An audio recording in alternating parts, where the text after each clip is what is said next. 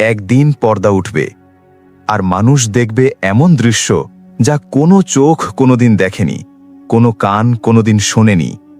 সেই দিন জাহান্নামকে সামনে আনা হবে।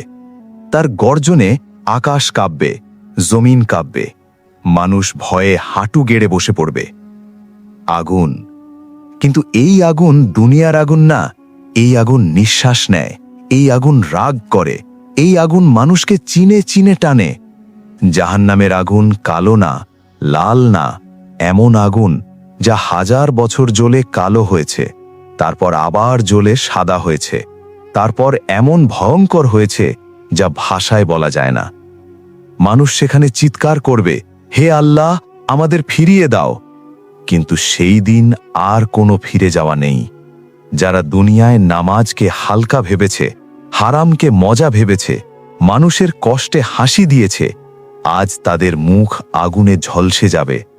জাহান্নামে পানি চাইলে পানি দেওয়া হবে, কিন্তু সেই পানি ফুটন্ত, যা মুখে নিলে মুখ গলে যাবে, পেটে নামলে নাড়িভুড়ি ছিন্ন হয়ে যাবে।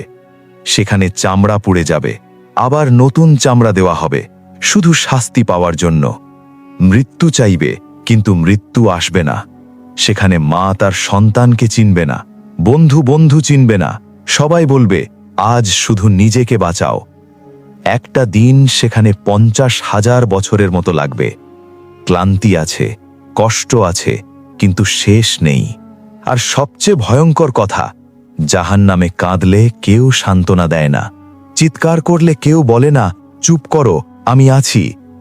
সেই জায়গায় শুধু আফসোস, হায় যদি নামাজটা পড়তাম, হায় যদি হারামটা ছেড়ে দিতাম, হায় যদি মানুষকে কষ্ট না দিতাম। কিন্তু তখন আফসোসের কোনো দাম নেই।